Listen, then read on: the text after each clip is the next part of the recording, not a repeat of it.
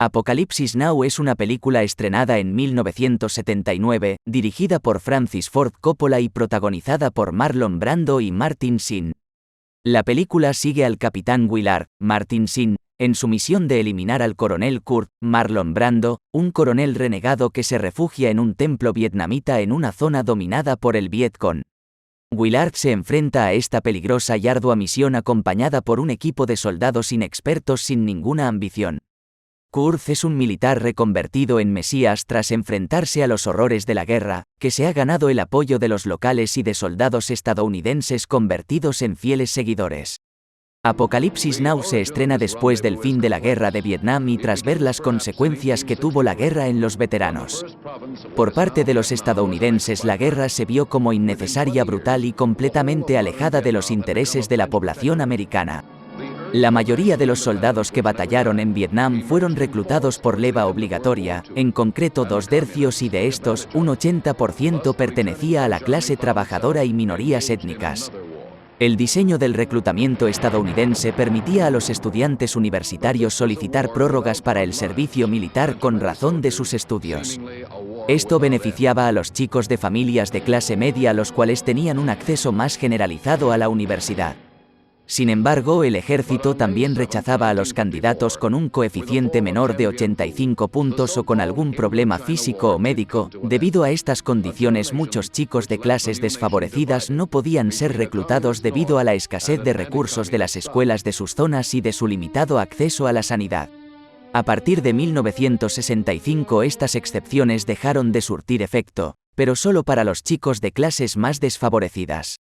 El paro juvenil, la falta de acceso a la universidad y la falta de recursos en general para prorrogar su entrada en el ejército, hizo que las poblaciones más marginales representaran la gran mayoría de los soldados de Vietnam.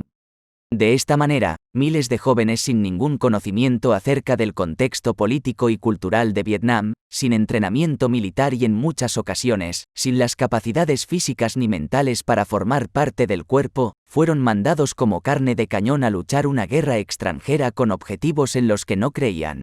Los soldados rechazan a los hippies. Unos protestan contra la guerra gozando de los recursos que les permitieron evadirla, mientras que los que no pudieron huir se ven inmersos en ella y no entienden el rechazo de sus compañeros.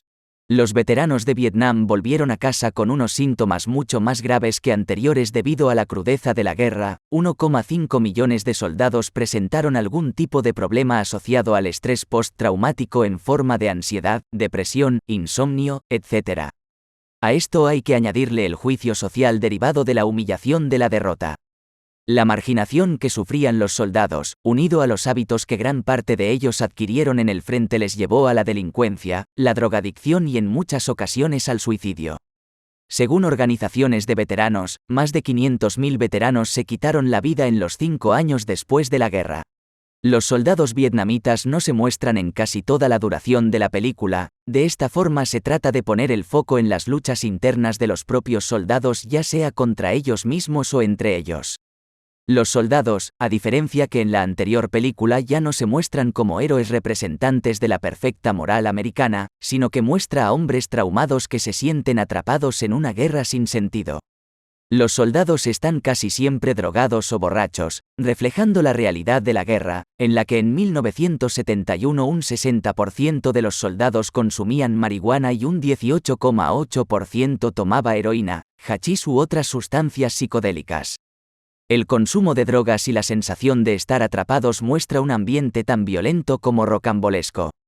Los soldados luchan una guerra sin sentido, en la que no creen pero de la que sin embargo no pueden escapar. A través de la película, Coppola trata de mostrar la degradación y corrupción de una institución tan valorada en el imaginario estadounidense como es la del ejército. Quedan atrás los honorables soldados de la Segunda Guerra Mundial que luchaban contra un peligro real y en defensa de la libertad. Las actuaciones de los soldados en Vietnam son la consecuencia directa de la degradación de la sociedad y valores americanos.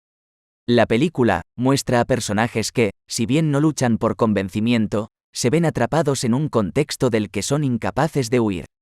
El personaje de Willard es un hombre traumado, ahogado en las sombras de la guerra, incapaz de recuperar su vida tras la vuelta a casa. Sin poder reconectar con su mujer y familia, Willard no ve otra opción que regresar, ya que, aunque consciente del daño que le ha supuesto Vietnam, no se ve con capacidad de hacer otra cosa. Tras haber sido testigo de tremenda violencia y haberla ejercido en numerosas ocasiones, Willard abandona su humanidad y se ve encerrado en el círculo de violencia del que no puede ni quiere escapar. Con el personaje de Kurt, se muestra la hipocresía de los dirigentes militares que le acusan de tomarse la justicia por su mano de forma despiadada al ejecutar a unos espías vietnamitas que trataban de infiltrarse en su pelotón. Sin embargo, sus acciones no difieren enormemente de lo que el propio ejército hace.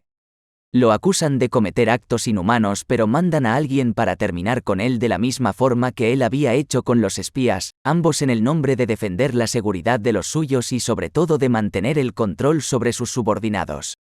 Además, a lo largo que avanza la película uno se da cuenta de que juzgar la violencia desmesurada de un hombre parece absurdo en el contexto de una guerra tan absolutamente brutal como fue la de Vietnam. Los dirigentes militares no quieren acabar con Kurt por sus actos violentos, sino por cometer esos actos fuera del marco permitido por el ejército.